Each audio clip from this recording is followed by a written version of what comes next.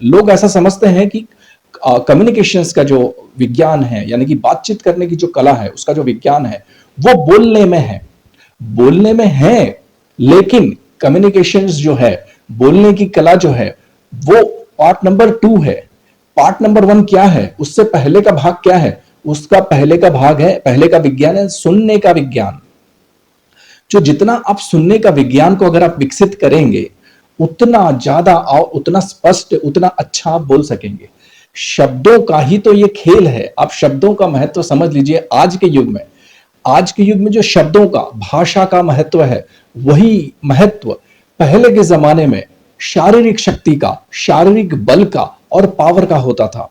पहले शारीरिक शक्ति से आपको पावर मिलता था, ठीक है। अब जो पावर मिलता है वो मिलता है शब्दों की शक्ति से, वाक्यों की शक्ति से, या बोलने की कला की वजह से जो शक्ति है, जो उसकी वजह से आपको पावर मिलता है। तो कोई भी पॉइंट हो, कोई भी टॉपिक हो, जब आपको किसी से डिसएग्रीमेंट दिखाना है, तो ऑफरेंट अगर आप डिसएग्रीमेंट दिखाएंगे तो फिर वो दुश्मनी को बढ़ावा देगा। आपकी दुश्मनी बढ़ेगी, आप लोगों में जो गैप है वो गैप भी बढ़ता जाएगा। अब गैप बढ़ना नहीं चाहिए और दुश्मनी बढ़नी नहीं चाहिए। इसीलिए क्या करना चाहिए कि पहले कॉमन पॉइंट्स जो हैं उस पर आप अग्री कीजिए। कॉमन पॉइंट्स पे एक बार अग्रीमेंट हो जाता है तो आपका और उसका, सामने वाले व्यक्ति का, तो एक पॉजिटिव एटमॉस्फेयर बन जाता है। थोड़ा सा एक पॉजिटिव एटमॉस्फेयर जब क्रिएट होता है तो वो पूरा का पूरा एम्बियंस जो है पॉजिटिव होने लगता है। फिर अब अगर सॉफ्टली आप उसको फिर बोलेंगे कि भाई ये पॉइंट्स हैं, इस पर मैं आपको मना कर रहा हूं, ये पॉइंट्स पे मैं आपसे अग्री नहीं करता हूं, मैं नहीं मानता हूं कि हमें केला ही खाना चाहिए, हम सेब भी खा सकते हैं, हम संतरा भी खा सकते हैं। अगर वो इंसिस्ट करे कि नहीं हम तो केले ही लाएंगे, तो बोलो ठीक है तुम केले लाना भाई, हम तो संतरे लाएंगे। बहुत क्लियर है, इसमें कहीं फंसने की जरूरत नहीं है। पहले के जो युद्ध थे वो युद्ध जीते जाते थे शारीरिक शक्ति पर, सेनाओं की शक्ति से, यानी कि पावर से। जिसके पास जितनी बड़ी सेना, जितने तेज धार हथियार, जितनी ट्रेंड सेना और जितनी बड़ी सेना, जितना पावर ज्यादा, उतनी जीतने की संभावना ज्यादा। हाँ, स्ट्रैटेजी उस समय भी चाहिए होती थी, स्ट्रैटेजी आज भी चाहिए होती है, लेकिन आज के समय में और पहले के समय में डिफरेंस ये है कि पहले अगर आपके पास शारीरिक क्षमता अगर है तो पहले के जमाने में आप आराम से युद्ध जीत सकते थे, देश जीत सकते थे, किला जीत सकते थे और किसी भी देश पर, जमीन पर कब्जा कर सकते थे। लेकिन आज के समय में वो पावर जो है ना, वो फिजिकल पावर नहीं है, वो पावर ट्रांसफॉर्म और कन्वर्ट हो गया है शब्दों की शक्ति में। तो शब्द यानी कि बोलने की कला, जिसके पास अगर बोलने की कला है और इस कला को जिसने ठीक से समझ लिया, वो राजा अपने आप बन जाता है। पूरी का पूरा देश या पूरी की पूरी जनता उसे अपने आप राजा बना देती है। शब्दों का ही तो ये खेल है। आप शब्दों का महत्व समझ लीजिए। आज के युग में जो शब्दों का, भाषा का महत्व है, वही महत्व पहले के जमाने में शारीरिक शक्ति का, शारीरिक बल का और पावर का होता था। पहले शारीरिक शक्ति से आपको पावर मिलता था, ठीक है। अब जो पावर मिलता है वो मिलता है शब्दों की शक्ति से, वाक्यों की शक्ति से, या बोलने की कला की वजह से जो शक्ति है, जो उसकी वजह से आपको पावर मिलता है, राज सिंहासन मिलता है, या किसी भी कंपनी में अच्छा औहदा मिलता है या पदवी मिलती है। और उसी के जरिए, उसी कला के जरिए, बातचीत की कला और बातचीत के विज्ञान के जरिए ही एक व्यक्ति अच्छा कमाता है या कम कमाता है। और उसी को स्मार्ट बोलते हैं। स्मार्ट किसको बोलते हैं? जो बातचीत की कला में पारंगत है, जो बातचीत यानी कि जो शब्द, जिन शब्दों का हम प्रयोग करते हैं आम बोलचाल में, समझ लीजिए, चाहे बिजनेस कम्युनिकेशन में समझ लीजिए, चाहे सोसाइटी में जो हम कम्युनिकेशन करते हैं उसमें समझ लीजिए, आप कहीं भी किसी भी लेवल का या किसी भी स्तर का कम्युनिकेशन समझ लीजिए, उसमें जिस प्रकार के शब्दों का, जिस प्रकार के वाक्यों का प्रयोग हम करते हैं, और नटशेल में आपको बताऊं, जिस प्रकार की हम बात करते हैं, बातचीत करते हैं, उससे डिसाइड होता है कि हम कितने शक्तिशाली हैं या हम कितने कमजोर हैं, या हमारे पास कितना पैसा होगा या हमारे पास कितनी दौलत होगी। तो सबसे पहले जरूरत है इस विज्ञान को समझने की। ये एक विज्ञान है। अब मान लीजिए, देखिए, बातचीत के विज्ञान में बहुत ही बेसिक लेवल से अगर आप शुरू करेंगे तो सबसे पहला जो प्री रिक्वायरमेंट है, सबसे बड़ी रिक्वायरमेंट है, वो है कि आपको ठीक से सुनना पड़ेगा। आप सामने वाले व्यक्ति की पूरी पूरी बात सुनिए, ठीक है। जो व्यक्ति सामने वाले व्यक्ति को ठीक से सुनना और उसके द्वारा प्रयोग किए हुए शब्दों को समझना और उन शब्दों के जरिए उसकी मानसिकता को पहचानने की कला सीख जाता है, वो व्यक्ति ज्यादा बोलने की जगह ज्यादा सुनना पसंद करता है। क्योंकि वो जितना सुनेगा उतना उसको सामने वाले व्यक्ति की मानसिकता, उसकी उसकी आदतें और उसकी साइकोलॉजी पता चलेगी कि वो किस प्रकार की विचारधारा रखता है, उसकी थिंकिंग, उसके सोचने का पैटर्न क्या है। ये सब चीजें आपको पता चलेंगी किससे? सुनने से। अगर आप सुनेंगे नहीं तो आप बिल्कुल जज ही नहीं कर सकेंगे कि सामने वाले व्यक्ति से क्या बात करनी है, क्या बात नहीं करनी है। तो सुनना बहुत जरूरी है।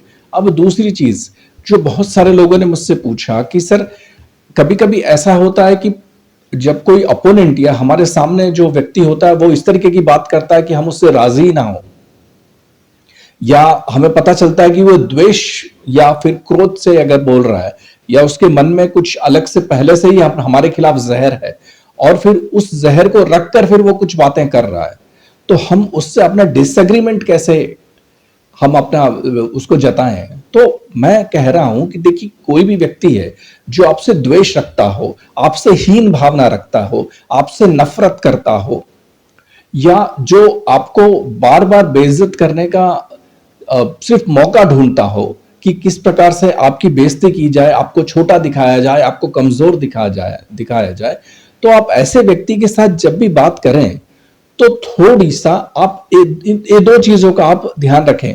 पहली चीज कि अग्रीमेंट, देखिए आप किसी भी व्यक्ति के साथ डिसएग्री हो सकते हैं। अब डिसएग्रीमेंट अगर आप सीधे सबसे पहले अगर डिसएग्रीमेंट रखेंगे और उसके बाद अग्रीमेंट रखेंगे, डिसएग्रीमेंट इन द सेंस कि कौन सी बातों पर, कौन से मुद्दों पर आप और आपके सामने वाला व्यक्ति एक ही जगह पर है और आप सामने वाले व्यक्ति की बात माने या नहीं माने, उसको अग्रीमेंट डिसएग्रीमेंट बोलते हैं। तो जिन मुद्दों पर आप सामने वाले व्यक्ति दोनों एक ही जगह पर खड़े हुए हैं, जिन मुद्दों पर, जिन टॉपिक्स पर, जिस भी बात पर आपको अपने सामने वाले व्यक्ति से मतलब एक ही जगह पे हैं, आप साइकोलॉजिकली, मेंटली उसमें अग्रीमेंट में हैं, तो पहले आप उससे अग्रीमेंट वाली बात कीजिए कि हाँ भाई, हम फुटबॉल जो है ना, हम फुटबॉल इसी मैदान में खेलेंगे, ये मैं बात मानता हूं। हम फुटबॉल इस टाइम पर खेलेंगे, ये भी बात मैं मानता हूं। हम इस प्रकार के कपड़े पहन के खेलेंगे, ये भी बात मैं मानता हूं। तो ये जितनी भी अग्रीमेंट्स वाली बात है, जिन बातों से आप राजी हैं, सबसे पहले आप उन बातों को टच कीजिए और जो कॉमन बातें हैं आप दोनों में, उन कॉमन बातों से आप अग्री कर लीजिए। अब दूसरी बात, फिर आता है पॉइंट नंबर 2, डिसएग्रीमेंट। जिन बातों से आप डिसएग्री करते हैं या अग्री नहीं करते, जहां आपको ऐसा लगता है कि कुछ गड़बड़ है, इसका इंटेंशन सही नहीं है, या ये बोल तो ऐसा रहा लेकिन कुछ झोल है, आगे जाके पता नहीं क्या निकले। तो जैसे जादूगर होता है ना कि दिखाता है कबूतर, निकालता है खरगोश, कि आपको ऐसा किस लगे कि भाई कुछ फिशी है, कि ये वाली जो बातें हैं या ये वाले जो टॉपिक्स हैं उसमें कुछ गड़बड़ है, कुछ बहुत सही नहीं लग रहा, तो आप उस बातों पे सीधा सीधा डिसएग्रीमेंट कर जाइए। बोल दीजिए कि भाई ऐसा है कि हम बस से नहीं आएंगे, हम तो अपनी कार से ही आएंगे, या हम अपनी बाइक से आएंगे, हम तुम्हारे साथ नहीं जाएंगे। दूसरी बात, हम तुम्हारे साथ लंच नहीं करेंगे। तीसरी बात, हम तुम्हारे साथ अपना जो भी जूस होगा या फ्रूट्स होंगे या खाना है वो हम तुम्हारे साथ शेयर नहीं करेंगे। अब उन बातों पे क्लियर बोलो और फिर बोल देना कि भाई ऐसा भी नहीं है कि हम आसपास बैठ के खाएंगे, हम दूर दूर बैठ के ही खाएंगे। ये अगर तुम्हें ये बातों पर अगर आप राजी हो तो हम आगे बढ़ते हैं, नहीं तो हम फुटबॉल नहीं खेलेंगे।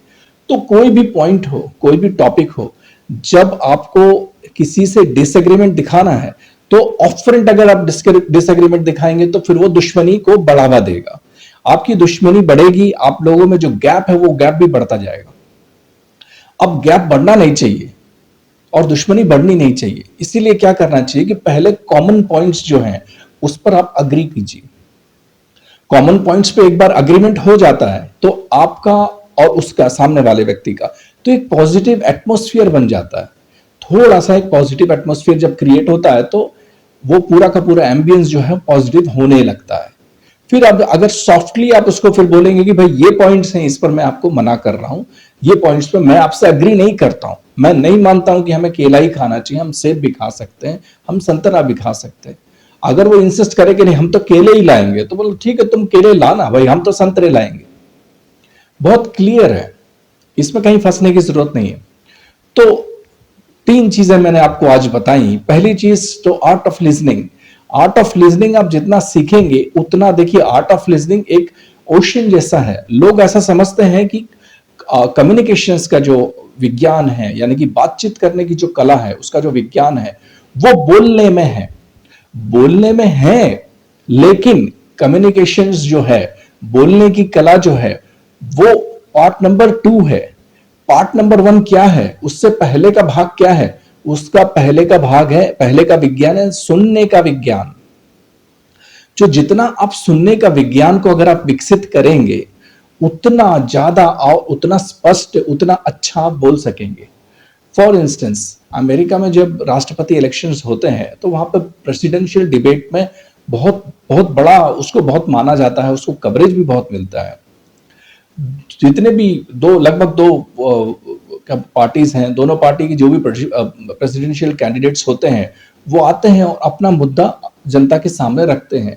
वो एक दूसरे को क्रिटिसाइज भी करते हैं और अपनी बातें लॉजिकली, साइंटिफिकली एक्सप्लेन भी करते हैं।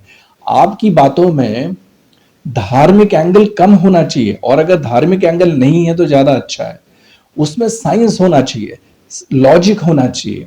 अगर साइंस है, लॉजिक है, साइकोलॉजी है, तो आपके जीतने के चांसेस 100% है ना। तो इन बातों का आप ध्यान रखिए। और जिंदगी बहुत आसान है, जिंदगी बहुत सरल है। आप जिंदगी को जितना सरल बनाना चाहते हैं, जिंदगी उतनी सरल बन जाएगी। और आप जिंदगी को जितना मुश्किल बनाना चाहते हैं, जिंदगी उतनी मुश्किल बन जाएगी। धन्यवाद।